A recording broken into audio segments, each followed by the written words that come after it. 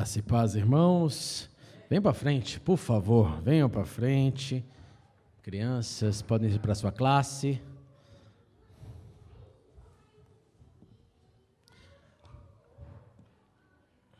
Lá em cima, só under 5, os demais para aquele lado, tá? Então vamos lá, irmãos, vamos abrir nossas Bíblias no livro de Neemias, capítulo 8.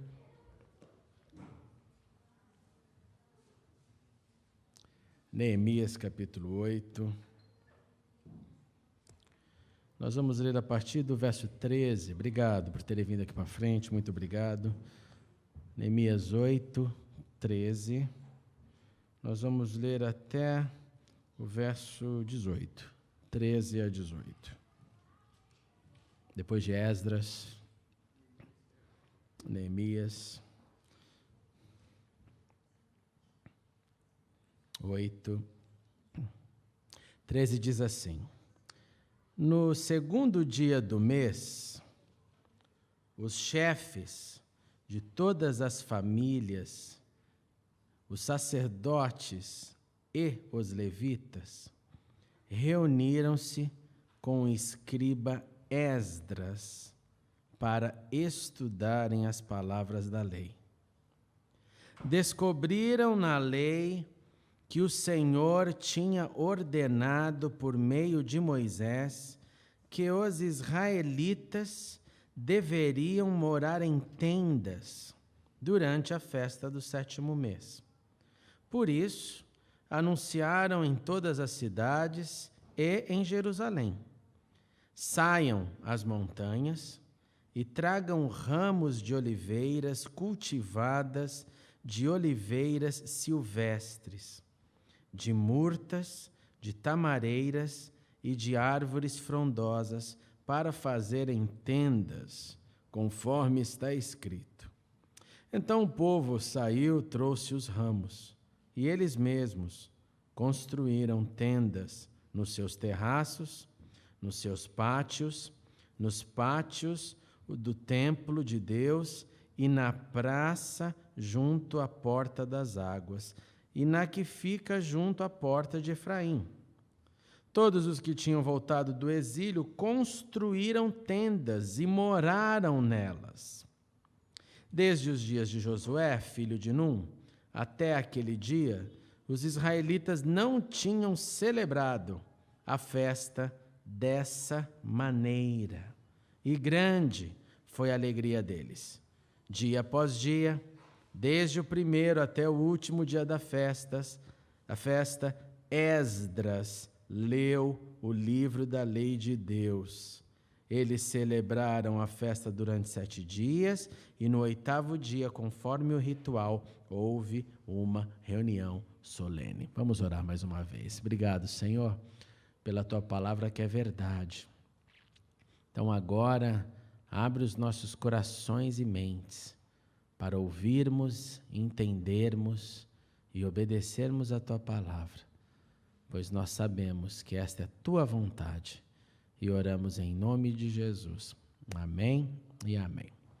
Eu não sei quantos de vocês perceberam, dependendo de onde você vive, digo geograficamente, você percebeu o que aconteceu essa semana, que foi um evento que atinge todos os judeus do globo, aqueles que são religiosos, e essa semana eles celebraram a festa de Sukkot.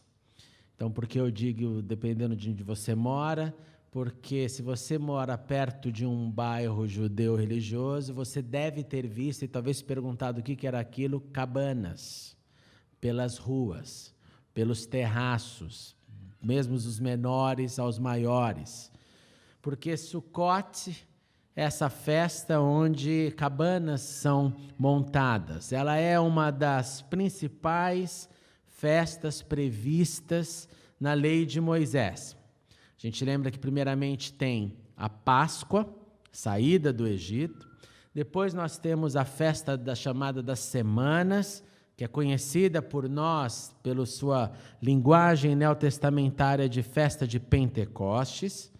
E finalizando o ciclo agrícola da colheita, nós temos Sukkot, que é a festa das cabanas. Lá no Êxodo, no capítulo 23, 16, nós lemos: celebrem a festa do encerramento das colheitas, quando no final do ano vocês armazenarem as colheitas. Então, todas as festas tinham uma relação com o mundo agrícola. As festas, então, chegavam diante de Deus, depois elas foram expandidas com outros ritos, mas o ponto principal era: Deus proveu. Porque Deus proveu, eu chego diante de Deus. Agora, não só com a provisão final. Conforme a provisão foi chegando, eu já vou diante de Deus e agradeço. Segunda, e assim é a Páscoa. Depois passa um tempo mais, outras provisões de Deus vieram, porque a vida continua. Vai diante de Deus de novo, Pentecostes. Quando chega no final de todo o mundo agrícola, da colheita, aí você vai de novo. Nessa festa, então, de Sukkot, era a colheita do fruto dos pomares e das vinhas. E o vinho, você sabe disso, que feito da uva sempre foi importante, mesmo no mundo antigo. Então era um momento também de celebrar o fruto da vide e o que poderiam fazer com aquilo. Agora, tinha também outros significados, além da gratidão, além do celebrar a colheita, como disse. E essa celebração, ela era associada, e é associada até hoje, às peregrinações do povo de Israel no deserto. Lembra que no deserto eles ficaram 40 anos, e desde o início existe um verso na Bíblia, que foi assim, eu diria que o verso-chave para essa festa. Então, antes dessa festa ser instituída, já havia um verso-chave. E qual era o verso-chave? Lembra quando o povo de Israel atravessa o Mar Vermelho, logo ali no início da história, da saída do Egito, tanto que você lembra que os egípcios estavam atrás deles, então foi aquela coisa recente. E existe um verso ali que o texto nos diz que Deus guardava Israel de dia, Deus guardava Israel de noite. Tinha nuvem de dia, tinha fogo de noite. Israel era protegido. E baseado nessa proteção de Deus, é que vem o aspecto espiritual dessa festa. Que Deus guardava, que Deus cuidava, que Deus provinha o que eles precisavam. Então, como eles moravam no deserto em tendas, e como essas tendas eram provisórias, porque você morava numa localização enquanto Deus permitia. Quando Deus falava, acabou esse lugar, você vai para outro lugar, a nuvem de Deus se movia, o povo se movia. Então, as tendas eram temporárias. Qualquer pessoa, então, que tivesse um desejo de casa própria no deserto, não teria, porque ela iria se mover e você não sabia, você não tinha poder de determinar o dia de mover. E eu acho, na verdade, que foi um negócio muito chato, muito difícil. Porque imagine você, monta sua barraca, está tudo bonitinho, deixa as coisas mais ou menos no lugar, e no dia seguinte você sai da sua tenda, a nuvem de Deus moveu e você tem que mover com ela. Negócio chato. Você imagina se fosse assim, cada dia que você acordasse, olhasse para os céus, e os céus dissessem para você, fica na sua casa ou move para uma outra. É mais ou menos assim. É claro que eles tinham já essa prática, é claro que eles estavam num processo indo para Canaã, mas de qualquer forma legal não era. Legal não era. Então essas tendas eram provisórias, essas tendas tinham as suas fragilidades, mas Deus cuidava do seu povo. Então, quando essa semana montaram as barracas, aqui em Londres, em São Paulo, em toda a parte do globo onde tem judeus religiosos, eles montaram essas barracas e fizeram questão de manter, por exemplo, o teto com alguns furos, o teto com a possibilidade de você ver a lua, de você ver o céu. Por quê? Para que durante 7 dias, dormindo dentro dessa tenda, ou se não pudesse dormir dentro, comendo dentro dessa tenda. No mínimo, uma refeição tem que ser partilhada dentro dessa tenda. É claro que as crianças gostam muito dessa época, então não é problema para os pais dormirem com seus filhos dentro dessas tendas nessa época. Para que você, quando estivesse lá deitado, ou comendo, você olhasse para o teto, visse as frestas, os furos ali no amaranhado de folhagem que você colocou e lembrasse, e lembre, Deus é o seu teto maior. Nós vivemos em casas hoje, nós vivemos em cimento, em madeira, nós temos um teto. Essa semana, inclusive, eu confesso para vocês que numa noite eu fui dormir, estava lá orando, me deu uma angústia danada, porque eu fiquei pensando literalmente no pessoal lá nos campos refugiados da Síria e fiquei imaginando que dificuldade.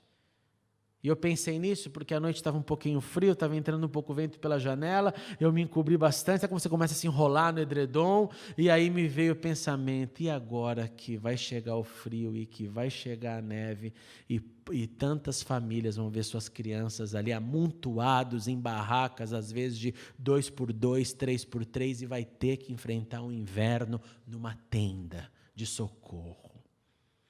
E me deu angústia, porque eu falei, Senhor, eu estou aqui nesse teto, pela sua misericórdia, se o negócio apertar eu ligo o aquecedor, e tem tanta gente que também é tanto teu filho quanto eu, e que não tem um teto, continua ainda numa tenda. Então é um negócio muito sério essa festa. Porque é uma forma de fazer o povo de Israel a voltar para aquilo que ninguém quer voltar. Imagine você, então, eu vou te dar alguns exemplos. Os soldados religiosos, eles podem estar no campo de batalha, sabe o que eles costumam fazer? Eles pegam seus tanques, faz um puxadinho no seu tanque e faz uma tenda nessa época e fica dentro da tenda.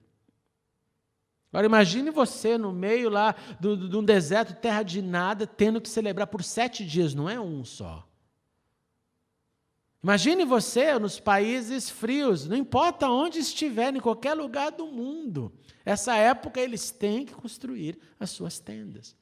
Então é um processo pedagógico, é um processo didático, é um processo de só quando nós vivemos nós sentimos. Quando nós pensamos somente, nós não sentimos as dores encarnadas em nós. Por que a Páscoa, por exemplo, deixa de comer o fermento? Porque se você tirar 7 dias da sua alimentação, nem todo o fermento, o alimento fermentado, o pão para a gente, como de primeiro, você vai sentir. Mesmo aqueles que comem pouco pão, aqueles que comem muito. E não é só o pão, a gente sabe que é uma série de outros alimentos que são afetados, e aí você sente na pele. Sentindo na pele, você dá mais valor para o momento. Então, quando eles estão ali, eles estão lembrando. Eu tenho um teto em casa hoje, eu não estou morando em tenda. Mas o fato de eu ir para lá vai fazer eu pensar. Vai fazer eu lembrar novamente que eu tenho teto porque Deus deu. Porque o que importa na nossa existência não é o teto que abriga a nossa cabeça, mas é o teto maior que está acima das nossas cabeças.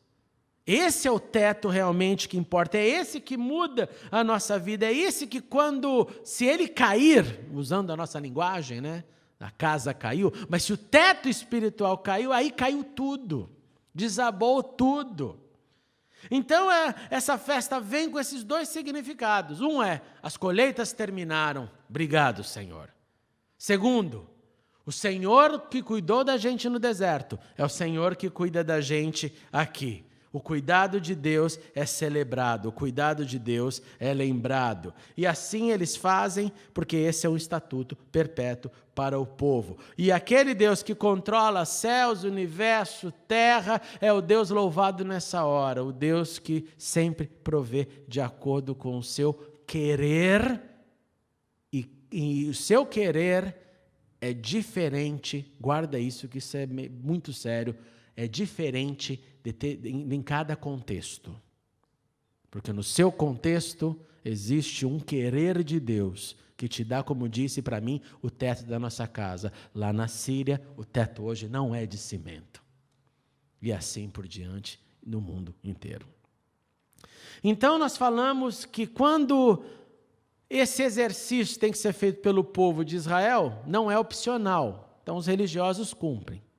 Agora, nós sabemos que, como nós não temos essa necessidade, nós sabemos que parar para agradecer pelo teto, parar para agradecer por aquilo que Deus nos dá, não é algo que a gente sente assim muito motivado para fazer. Concorda comigo? Nós temos sérios problemas para expressar e para celebrar gratidão. Falta êxtase. Falta êxtase no celebrar gratidão e memória. Eu prefiro pôr a minha força, como já tenho dito nas últimas semanas, no que eu não tenho. E não celebrar o que tenho. Celebrar o que nós temos cai rapidamente no esquecimento. Parece que a gente forma assim um cemitério de aquisições, de bênçãos que Deus nos deu, da benevolência de Deus, e esse cemitério fica lá. Às vezes não tem nenhum dia de finados para visitar tudo aquilo que Deus fez. Por que nós somos assim? Por que nós não celebramos o tempo inteiro? Porque o que chama a nossa atenção é a próxima necessidade. O que chama a nossa atenção não é aquilo que Deus supriu. E isso é mal. Isso é ruim. Isso tem que ser transformado. Então, não é difícil, com isso em mente, entender o que está acontecendo no texto que nós lemos.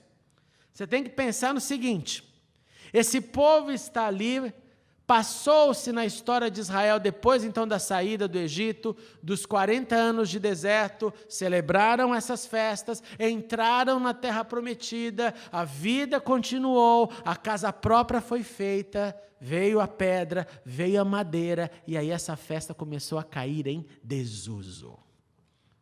Essa festa teve um verdadeiro declínio, as pessoas, não deixa para lá, esse ano já foi. E começou a ficar algo mais, não forte, não um momento de celebração. E isso foi registrado na história de Israel, o declínio da comemoração da festa de Sucote. Guarda isso no coração, porque isso é sério e você vai entender ao longo da mensagem. Veio o esfriamento, o compromisso, o amor, o zelo foi acabando e deixa essa festa para lá. E é esse o contexto que nós vemos no texto que lemos. Aí nós abrimos aqui no Neemias. Neemias, aquele que você conhece, o copeiro do rei da Pérsia. O Império Persa foi o que sucedeu o Império Babilônico. Neemias provavelmente nasceu naquela região. Os seus pais devem ter sido levados cativos, ele acabou nascendo lá. E se você se pergunta em que região nós estamos falando daquilo que seria hoje Irã. Lá nessa situação, nesse lugar, aconteceu aquilo que aconteceu com muita gente ficou no exílio, não quis voltar para a terra prometida. A vida estava boa, vamos ficar quietinho aqui, já ganhamos a nossa cidadania, está tudo bem. Permaneçamos no exílio, permaneçamos aqui porque não somos mais perseguidos. E aí o que acontece é que um dia Neemias ouve sobre a situação de Jerusalém, ele tem informação de que a situação lá não está fácil, existia liberdade de volta, vistos aprovados, qualquer um que quisesse voltar para Jerusalém podia voltar sem problema. Esdras, que é o livro anterior, fala-nos daquele que já tinha voltado anteriormente. E está tudo bem, e Neemias está trabalhando, e eu te pergunto, o que fez Neemias na sua formação para se tornar copeiro do rei? Se ser copeiro do rei significaria dividir ou garantir a vida e a morte. O que fez esse homem? O que me faz pensar que, com certeza, ao meu ver, Neemias teve uma criação, uma formação, ele ganhou um status profissional até que ele foi elevado a essa posição. Você não colocaria sendo rei alguém que você não confia, que você não sabe por onde andou essa pessoa. O que mostra, então, que ele foi alguém que obteve uma formação para chegar nessa posição de provar o que o rei toma. A situação era tão complexa que Neemias servia um rei chamado Artaxerxes, mas o pai de Artaxerxes morreu na sua cama, assassinado na sua cama. Então, um cuidava da comida, o outro era guarda-costas pessoal, o negócio era tenso, era tenso. Então, esse jovem, ele passou por uma formação, ele chegou, ele teve o sucesso profissional dele. Mas quando ele ouve a situação de Jerusalém, seu coração fica triste, ele decide então ir embora para ajudar, ele pede primeiro que seria uma ajuda temporária e ele acaba depois indo e permanecendo como líder de Jerusalém e da reconstrução dos muros como nós conhecemos. Aí o que acontece? Vem o texto que nós lemos. A situação então é de reforma, reconstrução, vamos fazer tudo o que é certo agora, vamos voltar para o Senhor, vamos celebrar. Então se você fechou tua Bíblia, abra, porque eu preciso que você olhe o que está escrito aí no texto. Esdras, o escriba, que havia retornado primeiramente que Neemias, está trabalhando na edificação espiritual do povo. Um belo dia, conforme nós lemos, eles estavam estudando a lei do Senhor. E aí vem uma palavra que é a palavra-chave. Eles descobriram. Eles descobriram uma ordenança. Olhando, verso 14, descobriram que na lei que o Senhor tinha ordenado por meio de Moisés, que os israelitas viriam morar em tendas. Eles descobriram na sua leitura essa ordenança, descobriram a celebração de Sukkot, eles descobriram que essa festa estava morta. Porque você só descobre algo que está em desuso. Se eles estivessem celebrando todo ano, não seria descoberta. O que nos mostra que naquele momento, os que voltaram do exílio, porque todo mundo aqui que está lendo esse texto, a Bíblia nos deixou isso claro, eram todos os que voltaram do exílio, eles estavam juntos, vamos ler juntos. Esdras lia porque naquela época o escriba era quem tinha a função de ler e de interpretar. Muitos deles já não sabiam mais o hebraico, então precisava de alguém para ler, interpretar, traduzir. E aí o que acontece? Bate aquele sentimento, uau, tem então isso para fazer? Então tem a festa das cabanas. Então a festa dizia para a gente celebrar a colheita, a festa dizia para a gente celebrar o cuidado de Deus, a provisão de Deus. É isso. E aí o texto nos diz que eles vão cheios de vontade, vão atrás de um monte de árvores, trazem os ramos e começam a construir as suas tendas, as suas barracas. O povo vai, o texto diz que eles constroem no pátio, constroem nos terraços, olha que lindo, eles constroem para a sua individualidade, eles constroem na praça pública, eles constroem para o templo, eles constroem em tudo quanto é lugar, teve um reavivamento. Gente, está no texto, gente, está na palavra, vamos fazer. E o texto diz isso, como já mencionei, todos os que tinham retornado, todos os que descobriram, todos que leram, montaram, foram atrás da solução. E o texto termina dizendo o seguinte, que eles celebraram Sukkot como há muito tempo não celebravam. E o tema aqui é alegria. E não só um dia, mas eles celebraram por 7 dias. E nos 7 dias, eles não só celebraram com alegria, com um reavivamento, mas ouvindo todos os dias, aprendendo ainda mais, descobrindo ainda mais o que Esdras lia durante essa festa. Então a festa trouxe para eles uma ação, trouxe para eles um desejo, uma vontade de obedecer a Deus, de mão na massa, que tiveram que construir um negócio, e vem alegria, e vem festa, e vem mais audição. Vamos continuar ouvindo. Então a descoberta gerou uma ação, a ação gerou uma motivação coletiva. E a motivação coletiva trouxe alegria, porque quando o coletivo se movimenta, a gente se alegra. Por que a gente fala que uma andorinha só não faz verão? Porque uma andorinha só que move é solitária. Mas quando o coletivo se movimenta, vem alegria. Você já viu festa legal com uma pessoa só? Não existe festa legal com uma pessoa só. Festa legal é a que tem todo mundo interagindo, barulho. Então vem essa alegria. Então, repito, a descoberta gerou uma ação. A ação gerou uma motivação coletiva. A motivação coletiva trouxe alegria. E a alegria gerou sede de novas descobertas. Vamos continuar ouvindo Esdras falar. E aí vem eu e você. Porque esse é o contexto, por favor, eu te encorajo. Quer uma boa coisa para fazer essa semana? Leia o livro de Esdras e Neemias, é fantástico, pequenininho, tranquilo, lindo. O que acontece é que esse texto nos mostra que um mandamento de Deus pode cair em desuso. Essa festa caiu em desuso porque lá fora, na Pérsia, depois do cativeiro babilônico, a vida tomou outro rumo. E quando a vida toma outro rumo, as bases, às vezes, caem em desuso. Porque o outro rumo coloca um outro ambiente.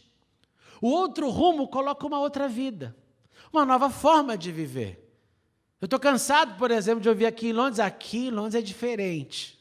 Não é assim que a gente fala? Aqui é diferente. Diferente de onde? De Marte? É diferente. Quando a gente, então, cai nessa diferença, aquilo que era necessário, sine qua non, irrevogável, se torna algo parte do passado. Vira desuso. E dessa forma, nós não descobrimos mais, porque nem o que sabíamos, fazemos.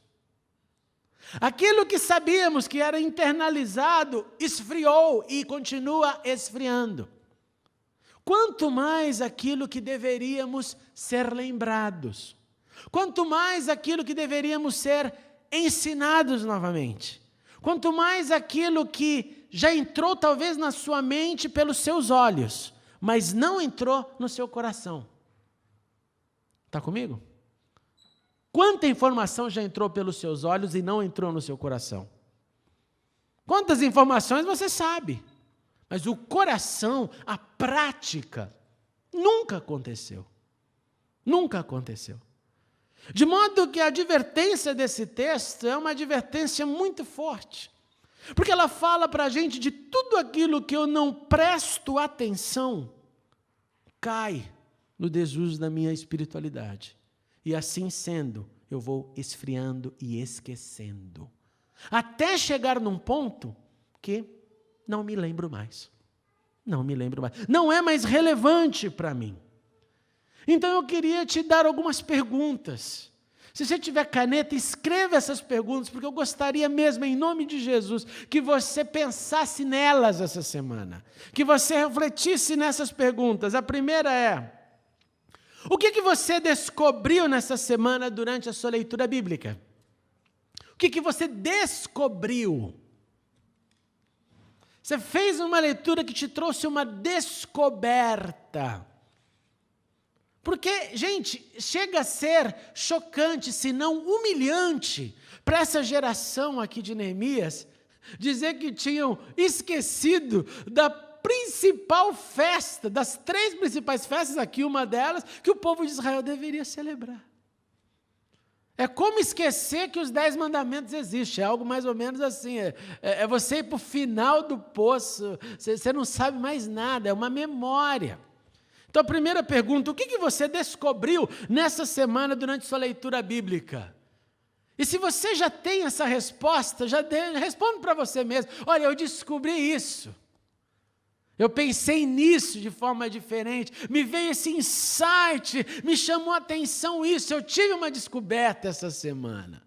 Segunda pergunta que eu quero deixar para você ruminar nessa semana é: que ação proativa você teve nessa semana como resultado da descoberta? Porque o texto é muito claro, eles descobriram, mas daí eles já saíram e foram, vou repetir já, eles foram atrás dos ramos para montar, houve uma ação, não entrou só nos olhos. Então a pergunta é: que ação proativa você teve nessa semana como resultado da descoberta? Porque senão, se você somente descobriu e nada fez, nada adianta. Não adianta. Isso é uma informação nova. Na fé, que não gere um resultado, não é nada. Por isso que a gente entende literalmente o texto que nos diz: fé sem obras é morta. Eu acredito, mas não faço nada. Não está valendo nada a sua crença. Ela não se manifesta. Terceira pergunta: como você foi encorajado ou alegrado pelo que leu? Ou pelo que descobriu? Porque lá em Neemias nós temos isso. O povo ouve Esdras, o povo descobre algo, o povo monta as barracas e vem uma alegria. Alegria por quê? Porque faziam sempre? Não. Você podia falar deles, eles ficaram muito tristes aí, porque perceberam, nós tínhamos abandonado esse conceito, né? Vamos nos arrepender. Não, eles ficaram felizes. Por quê? Porque Deus, o Espírito Santo, Ele nos lembra não para nos julgar, Ele nos lembra, Ele nos ensina para nos emancipar para uma categoria, para um status melhor. Quem acusa é o diabo, quem alerta e ajuda a mudança é o Espírito de Deus. Então vem a alegria. Fazia tempo que a gente não fazia. É uma descoberta, mas eu estou feliz, porque entrou no meu coração isso agora. Então a minha pergunta é essa: o que te encorajou, que te alegrou essa semana? E a quarta pergunta é: como ficou a sede? E aqui entre aspas, sede e plano para as próximas descobertas. Porque é interessante que eles descobriram um dia e celebraram mais 6. Teve um follow-up no dia seguinte, de novo, Esdras, lê mais. No outro dia, Esdras, lê mais. No outro dia, Esdras, lê mais. Nós precisamos mais, porque é isso que nós descobrimos. Existe uma continuidade. Mas nós já agradecemos ontem pelas colheitas, agradecer de novo amanhã. Mas nós já demos graças a Deus por lembrarmos que antes estávamos lá cativos no deserto. Agradeça de novo, você não sabe se a casa não pode cair depois de amanhã. Agradeça pelo que Deus já te deu. A conclusão que você pode já ter chegado com essas 4 perguntas é que talvez a única que se aplique a você talvez seja a última.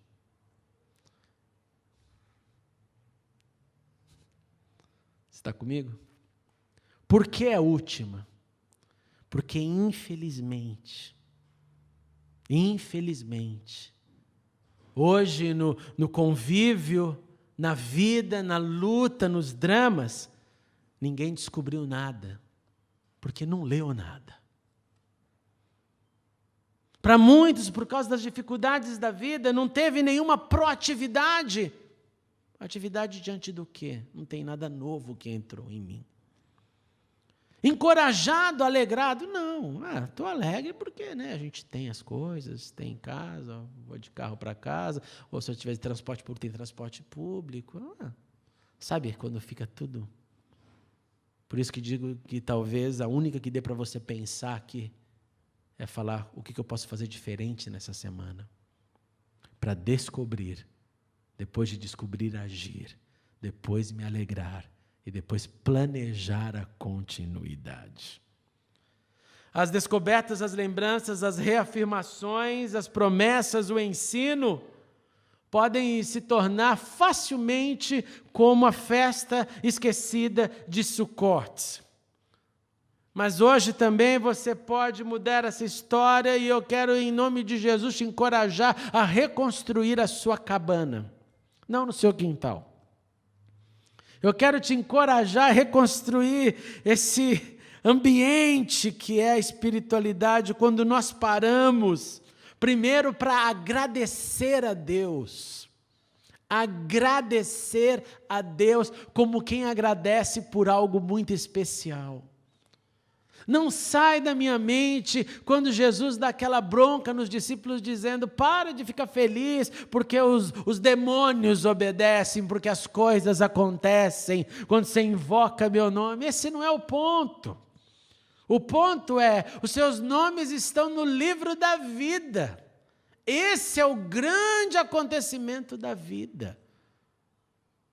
Mas não é, irmãos e irmãs, não é fácil nós simplesmente lembrarmos da salvação como algo já garantido, já dado, e não vibrar com ela. É fácil sentir assim. Mas Jesus olha para eles e fala: não, esse é o teu prêmio maior. Então, quando meu coração se volta para Deus com gratidão, eu confesso para vocês algo, eu preciso aprender muito, muito e muito sobre gratidão. Diante de Deus. Deus me ensina a ter um coração grato, me ensina a olhar para o Senhor e o Senhor falar, está sendo grato realmente. Não é protocolo. Obrigado, Deus. Não é protocolo, é grato. Eu tenho uma cena na minha mente, uma vez eu estava no acampamento, eu devia ter uns 14 anos de idade, e lá chegou um missionário da China. Você imagina isso, hein? São 26 anos atrás, um missionário, era um evento, assim, era um negócio do outro planeta, esse missionário devia ter perto dos seus 70 anos de idade, tinha passado sua vida inteira lá, veio para o Brasil simplesmente para uma conferência e já ia embora de volta. O nome dele era Pedro Paulo. A gente até brincava, né? Com esse nome, Pedro e Paulo, só poderia ser um servo de Deus. E eu tenho essa memória, porque eu fui nesse acampamento, eu não conhecia ninguém, fiquei isolado, foi um momento que eu falei, Deus, eu quero entender o que é essa história do Espírito Santo, fui para esse acampamento com essa missão. E eu nunca me esqueço que na hora da refeição, eu sentei no lugar, esse missionário estava na mesa do lado, com o pessoal. E aí, acampamento, todo mundo ora junto, na hora da comida. Então, fez a oração. Alguém fez a oração, eu fechei o olho. A oração, assim, obrigado, tarará, todo mundo já estava com os pratos na mesa, e aí, quando eu abri o olho, eu vi que estava faltando alguém na mesa, eu olhei, cadê o Pedro Paulo? Ele estava de joelho, e na hora que ele ajoelhou, assim, o calcanhar foi para fora, a meia dele estava furada, era uma pessoa muito simples, e ele estava ali agradecendo a Deus, e a gente comendo, ele orando, e a gente comendo, ele orando, e a gente comendo, ele orando, a gente comendo, ele chorando, e eu, 14 anos, paro para uma pessoa que estava comigo, uma outra missionária, e fala, o que está acontecendo? Aí ela me contou a história, porque ele passou tanta fome na vida, ele passou tanta fome no campo missionário, que ele não consegue fazer isso quando ele está diante de um prato de comida.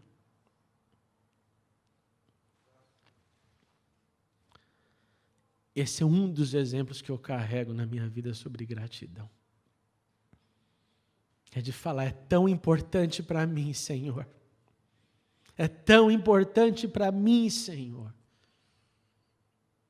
É como quando a Camila vem para mim, papai, obrigado. E passa um tempo, obrigado, e de novo, e obrigado, e vem de novo, e obrigado. E eu fico, puxa, ela gostou disso aí. Ela gostou. A nossa gratidão tem que ser repensada e expandida. Volta para a tenda da gratidão e fala, Senhor, me ajude a ter um coração grato e demonstrar essa gratidão. Segundo, peça para o Senhor, peçamos todos juntos hoje, Senhor, nos dê essa memória, não deixa a gente esquecer daquilo que já entrou algum dia no coração, na mente, a festa do passado. Que ela não se perca, que ela não se torne algo que a gente não celebra mais porque esfriou, ou não celebra mais porque agora a casa é de cimento. Agora não celebro mais, agora é de cimento, está tudo bem. Ajude a ter memória, Senhor, ajude eu lembrar do que tenho, do que não tinha, e que agora tenho, do que eu não tive, do que foi difícil e passou. Ajuda-me, Senhor, a manter no meu coração. E não simplesmente deixar isolado num campo, como eu disse, no cemitério da benevolência de Deus na nossa vida. Isso é algo que eu estou vendo Deus me chacoalhar. Olha para lá, olha o que eu fiz para você lá naquela época. Olha o que eu fiz para você há 11 anos atrás. Olha o que eu fiz para você naquele momento da sua vida. Olha para a sua história. Não esquece. Segura nisso firme, porque isso tem poder de te manter no dia mal. Quem não se lembra do que fez em frente do dia mal, com muito mais dificuldade, porque não tem onde se segurar. Não tem onde falar, não, Deus fez isso, Deus fez aquilo outro. Ele vai fazer também aqui. Eu sinto te informar, A impressão que eu tenho na caminhada da fé é que as atuações de Deus, conforme você vai crescendo, parecem ficar mais demoradas. Os espaços, às vezes, são maiores. E eu vejo um Deus que, enquanto nós esperamos, ensina a gente lembrar do que Ele fez. Porque a tensão do momento faz a gente esquecer tudo o que Ele fez. Terceiro, reconstrua a sua cabana da leitura. Reconstrua, eu rogo-vos, como Paulo fez, reconstrua a sua cabana da leitura. Reconstrua essa cabana. O mundo está mudando. Nós vamos celebrar aqui o Remembrance Sunday, mas vai ser no Saturday, no sábado, sobre a Primeira Guerra Mundial Centenário. Nós vamos fazer isso aqui o mês que vem.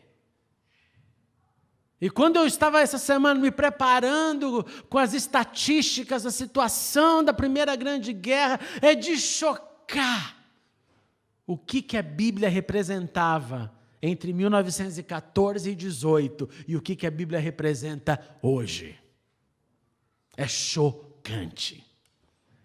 Quando hoje nós temos muito mais recursos, quando hoje nós temos ela de todos os formatos, quando você pode ter Bíblia em qualquer lugar, em qualquer forma que você e eu quisermos, e a leitura da Bíblia tem decaído.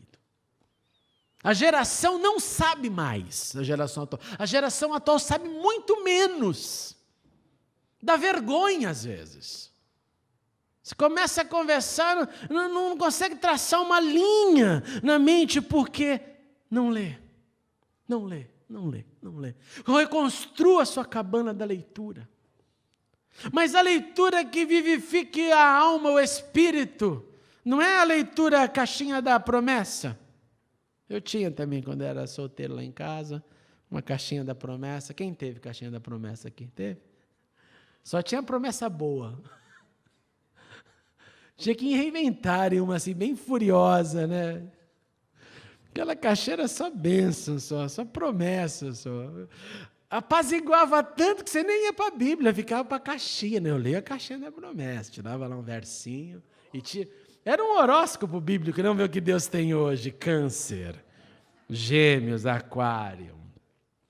E tinha que ser pequeno, né? Porque a filipeta era estreita, para o verso ser pequeno, para não cansar o leitor. Não pode cansar o leitor. Colorido, eu já sabia até os marcadinhos sujos assim, que era o mais legal. O dia de falta de trabalho é aquele ali, mal na escola é aquele outro. Reconstrua a sua cabana da leitura.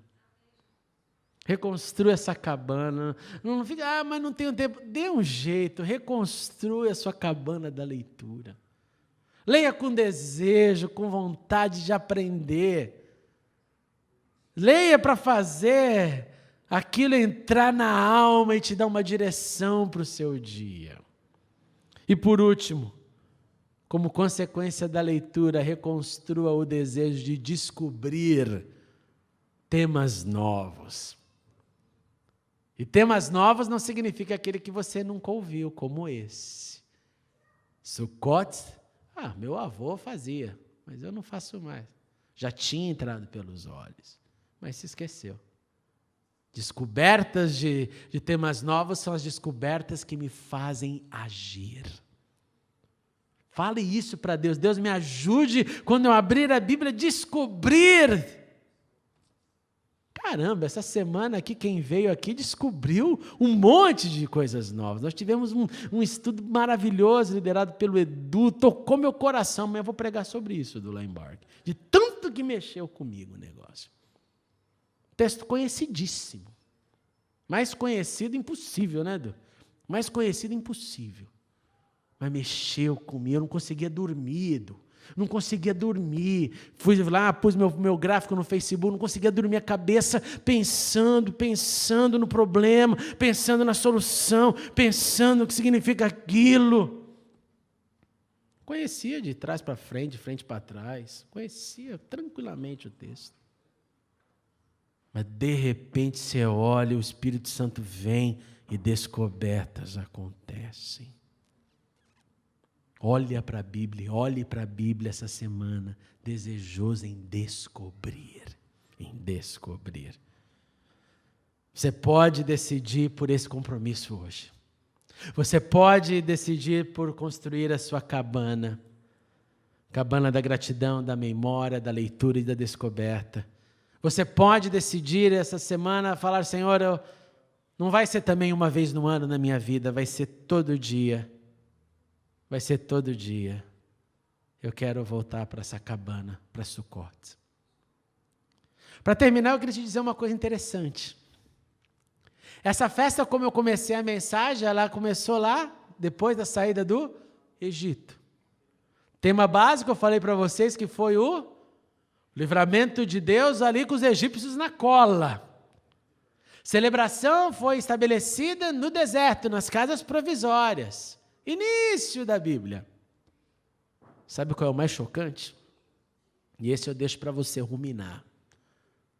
O mais chocante é que, se você for abrir sua Bíblia no livro de Zacarias, do profeta Zacarias, quando a Bíblia fala do reino do Senhor, da manifestação do Messias, o profeta Isaías diz que tem uma festa a ser celebrada. E a festa a ser celebrada nessa época, chamada por nós de messiânica, é a festa de Sucote, é a festa das cabanas. As cabanas parecem que não vão terminar tão fácil, mas eu quero te encorajar não a construir na sua casa, apesar que se você quiser, fica à vontade lá, uma vez por ano, 2, vai lá, vai passar um frio lá fora, aqui no inverno uma experiência maravilhosa, né? Quem quiser ser grato pela coberta, vá dormir um dia num sleeping bag no quintal. Você nunca mais vai esquecer. Por isso você não vai dormir, né? Você não vai dormir. Mas monte a sua cabana espiritual e fala, Senhor, me ajude. Me ajude a ser grato, a ler, a ter memória e a fazer descobertas. Porque assim como mudou essa geração, eu acho que Deus quer nos mudar todos os dias. Vamos ficar de pé e vamos orar. Grande Deus, nós queremos nesta noite, assim como todos aqueles que voltaram do exílio, e ali, lendo junto com Esdras, o escriba, todos juntos foram impactados por aquilo que eles não faziam mais.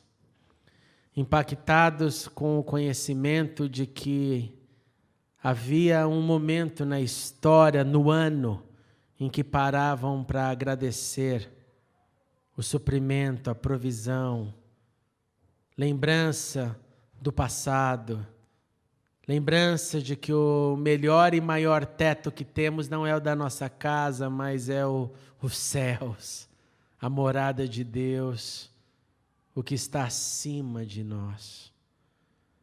Obrigado, Deus, pelo exemplo daquela geração que, ao invés de se deprimir, preferiu se alegrar na ação que constrói, que reconstrói.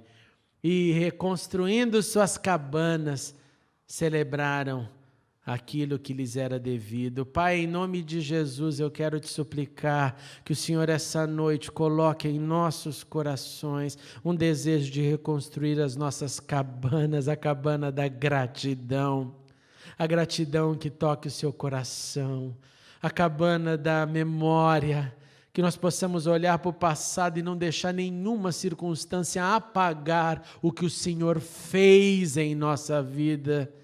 Em nome de Jesus, ajude-nos a construir a cabana da leitura, Ajuda-nos, Deus, nos reavivando para ler, para aprender, para estudar, para honrar a liberdade que temos. E ajuda-nos, Senhor, a ter um coração investigativo, um coração que deseja descobrir, porque a Sua palavra é poderosa, porque a Sua palavra é rica, porque a Sua palavra transcende. E o Senhor quer compartilhar tudo isso conosco, por isso que deixou a palavra em nossas mãos. Então ajude-nos essa semana, Deus, a tomar essas resoluções e que elas possam, Senhor, gerar ação, alegria e desejo de continuar aprendendo com Deus vivo. Pai, aqueles que enfrentam dificuldades neste processo, seja na leitura, seja na sua gratidão, seja no seu momento devocional, eu te suplico, ajude cada um dos nossos irmãos e irmãs.